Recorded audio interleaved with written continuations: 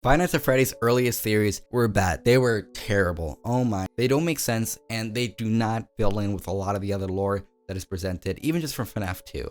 FNAF 2 and FNAF 3 debunked so many theories, and that's not even starting a lot of the other lore implications later on in the series. I mean, you had all these weird theories that came from cherry-picked evidence, but it wasn't even like the internet's fault at the time, just because there was a lot of evidence to support just any full picture surrounding the game. It was to the point where Game Theory basically made their first video saying that this entire thing was based on a real life event, which according to Scott Cawthon wasn't actually true. Looking back, a lot of the story details were really sparse, and while it kickstarted a lot of the mascot horror genre, and one of the common tropes being the hidden story that isn't apparent from linear playthrough, there just wasn't enough to piece together a full plot. And some of these are just straight up weird and rely on very, very loose evidence. They're really, really silly, but I'm gonna be honest, I kind of like some of them. Some of them are really creative in terms of how they straight up make up story elements in order to make the theory work. And as much as it might not be very strong from an evidence perspective, storytelling wise, a lot of creativity and very inspiring works were created out of Five Nights at Freddy's debut. But still, a lot of you guys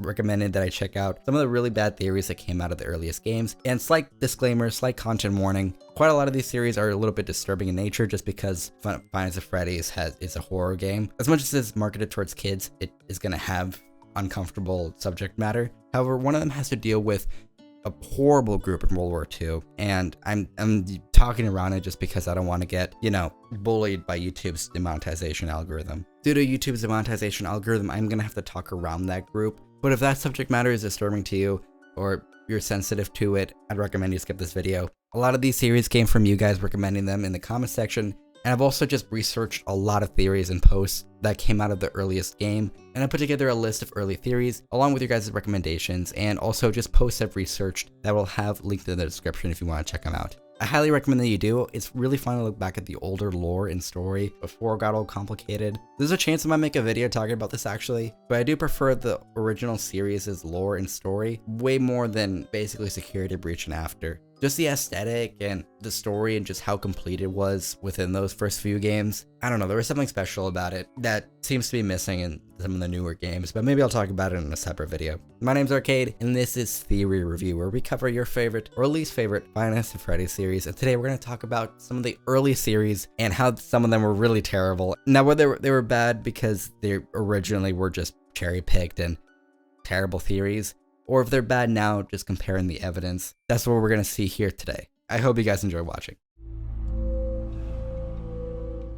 One of the most common theories was the phone guy being the main villain behind Five Nights at Freddy's. It was mentioned that there was missing kids, which started the whole momentum of people thinking that the animatronics were possessed by those kids. But who actually was responsible behind that? A lot of people pointed to the only other character, and the only character with speaking lines being the phone guy. I think a lot of this was actually just straight up due to how there was literally no other characters in the game besides the animatronics. But even then, it kind of makes sense. I mean, he was a little weird, just looking back, strangely happy and stuff, which doesn't make sense if the animatronics are being very quirky or whatever. Maybe he just thought it was silly, but a lot of them are straight up scary. I would not have that kind of optimistic attitude whenever surrounded by animatronics that are a little bit run down and freaky and whatever, especially not after one of them, bit a kid. This is actually a theory that is referenced in the FNAF movie, where William Afton, playing the career counselor that, walks Michael Schmidt through his responsibilities as the night guard. How he presents this information is through the phone, and even says the whole flip side phrase, which directly calls back to the phone guy. Whether intentionally or not, it was a pretty cool nod to that idea that the phone guy was actually the killer, being William Afton. But Purple Guy wasn't even introduced until FNAF 2, so very limited information to work on here. I do like, actually, from a storytelling perspective, how the animatronics aren't the main antagonistic force behind the game. Instead, they're more of a vehicle or a consequence of the main villain's actions. The fact that that speculation came from even just the first game, that there was more behind the story or more villains behind the animatronics being purposely malicious, is pretty cool and kind of predicted the finer and hidden story elements, and I actually really do like it. It's also just a very big blast from the past type of thing, where it's one of the earliest series on even just like game theory and speculation behind the broader community. I love it a lot, and I love talking about it and revisiting it, so I'm gonna give it a solid 7 Freddy Fazbears. This next theory has a lot to do with the phone guy's death, actually. Chica has teeth in some of the cameras, which led a lot of people to believe that it actually looked like human teeth. And because there's no other character in the game, a lot of people took this as the phone guy actually being stuffed into the Chica animatronic. I guess it just wouldn't make sense from a design perspective to give Chica teeth when she already has a beak. It just wouldn't make sense from a design perspective. But this is one of those theories that are bad just because it's only one piece of evidence and it's very warped to fit a story plot. As much as it is creative, it could just be because it's a horror game and, you know, teeth and a beak make it a little bit creepier. But I do love how people were inspired and, you know, motivated to create these creative stories. But still, it doesn't really introduce that much other than phone guy's death. I'm gonna give it a solid 4 Freddy Fazbear's. Having to do with Chica though, the cupcake is still kind of a weird character. A lot of people at the time thought that the cupcake was actually sentient or alive, and that it was a separate force other than the Chica animatronic and not part of it. I'm gonna be honest, I thought this for the longest time too, just because it's kind of its own thing. Even in the Fnaf movie, which came out way after, it's basically its own little machine or whatever. That thing is aggressive and vicious, and Chica just kind of lets it do its own thing. But regardless, in the first game, a lot of people thought that the reasoning behind the blinking and just how it gets separated from Chica is the reasoning behind it being alive, or that there was an actual camera behind the cupcake. Quite a lot of theories behind it. I think it's pretty fun and pretty harmless, all things considered. As much as there being a kid actually possessed in the cupcake, not a lot of evidence for that, but I'll give it a solid 5 Freddy Fazbear's. The next one is actually the golden phone theory, which says that the end screen where someone is stuffed inside the Freddy suit is actually the phone guy being stuffed into Golden Freddy. And this is the character who terrorizes you as Golden Freddy with the "it's me" imagery and just like the weird glitchiness around the character. I actually kind of like this from a storytelling perspective just because it adds more of a creepiness level and also just gives more story behind Golden Freddy. Golden Freddy in that first game had like no information. It was just kind of creepy and very little story behind it, even behind the little Easter eggs around it, which led a lot of people grasping at straws to prove that like, oh, he's phone guy potentially. It's still a little weird though. I'm kind of glad that it ended up being phone guy just because I as much as phone guy being a villain or Golden Freddy or even just stuff inside Chica, I like him being his own little side character who unfortunately does end up being a victim of the animatronics later on. I don't necessarily want him to be a villain. I think he's just a funny character who is a little too optimistic in its setting. Like that guy is strangely happy around, you know, all this chaos and making jokes and whatever. Anyways, the golden phone theory is just kind of warping a lot of the evidence and whatever. Not like outlandish or anything intentionally bad, but it's just not one that aged really well. So I'm going to give it a solid 3 Freddy Fazbear's. Okay, so I'm just going to reiterate the disclaimer here.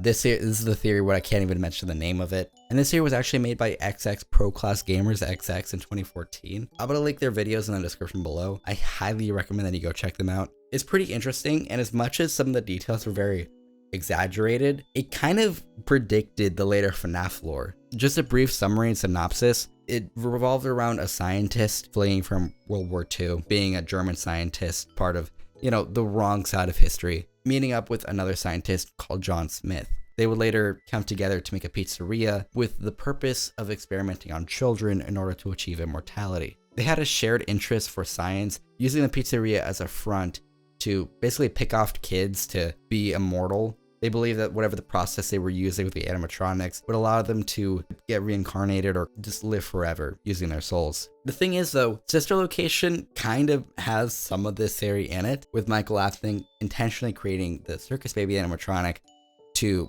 you know, scoop up a kid and study the remnant or whatever. And even at the time too, these characters were completely made up. Their names straight up and their backstories and everything completely made up, which is what made this theory kind of bad from a theorizing and evidence perspective. But from a purely storytelling perspective, it was really cool and really creative, and I liked it a lot. Although some of the details, like that group from World War II, a little bit unnecessary, but behind all that edginess, I think that there's a good narrative here that has a lot of strange coincidences with how Henry, Emily, and William Afton are, being two people who came together with their, you know, newfound love for animatronics and entertainment and putting together the pizzeria, when one takes it a little bit too far to experiment with possession and remnant. It's a really cool theory, and a lot of it, the bigger picture is put together really well.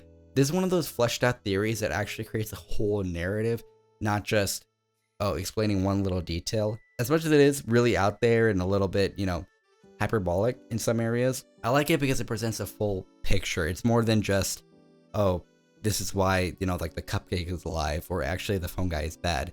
It presents a full beginning to end narrative, and I think storytelling like that is important, especially for games like this, where there probably isn't even a full story there without the help of people putting together all the pieces and timelines and everything. A lot of people dog on it for being one of the worst theories, but honestly, that one belongs to Foxy is a good guy, which is, I argue, a whole lot worse than this theory. But honestly, removing the demonetization element out of it, because I think YouTube straight up will demonetize this video if I talk about it in the amount of detail that I want to. It's pretty cool, and I highly recommend you check out the videos to learn more about it. I'm gonna give it a solid 7 Freddy Fazbears. Before we cover the next few theories, I do want to say that if you want me to cover more disturbing Fnaf lore and everything, subscribing would be a big help, as sometimes YouTube does like to push these videos back just a little bit due to the subject matter. And if you love Five Nights at Freddy's, you might as well subscribe, because I'm going to keep talking about quite a few theories that I'm really passionate about, or even just the older lore in future videos.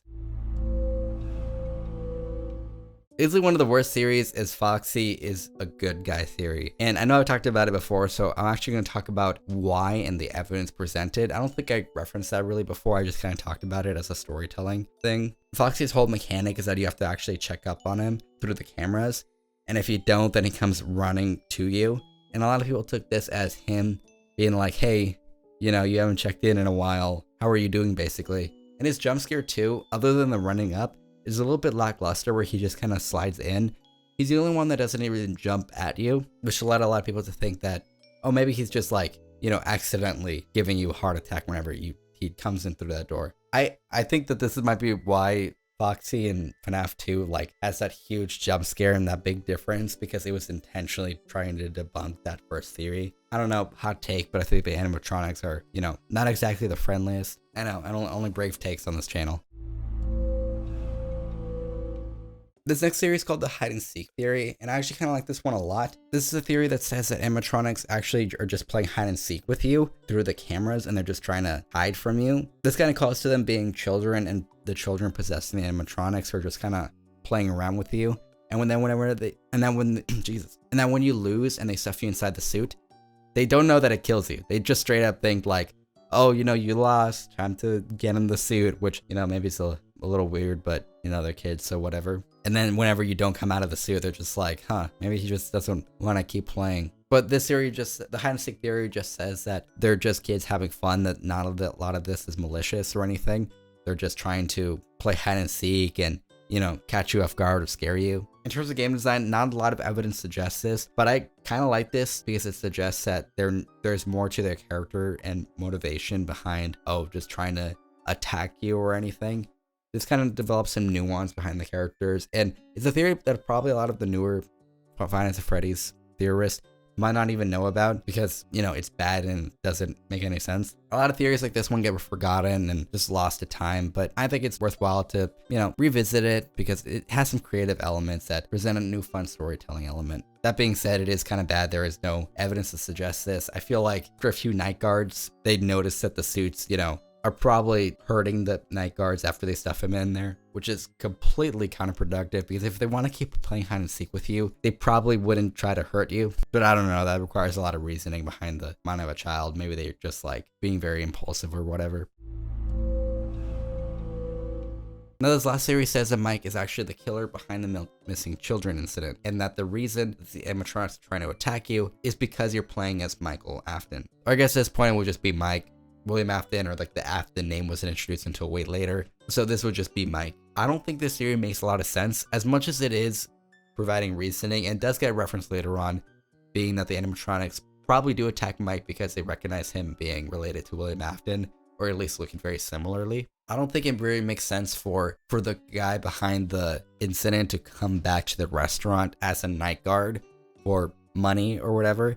It doesn't make sense to revisit that scene of the crime. It'd just be very stupid and very, you know, short-sighted. So there's surprisingly a lot of theories that try to point Mike as being either Springtrap or some antagonistic force, which really warps the story into you playing as the bad guy. As much as that could be cool, there's just not a lot of evidence that supports that. If you have any early Five Nights at Freddy series that you want me to cover, let me know in the comments. A lot of these ones are your guys' recommendations.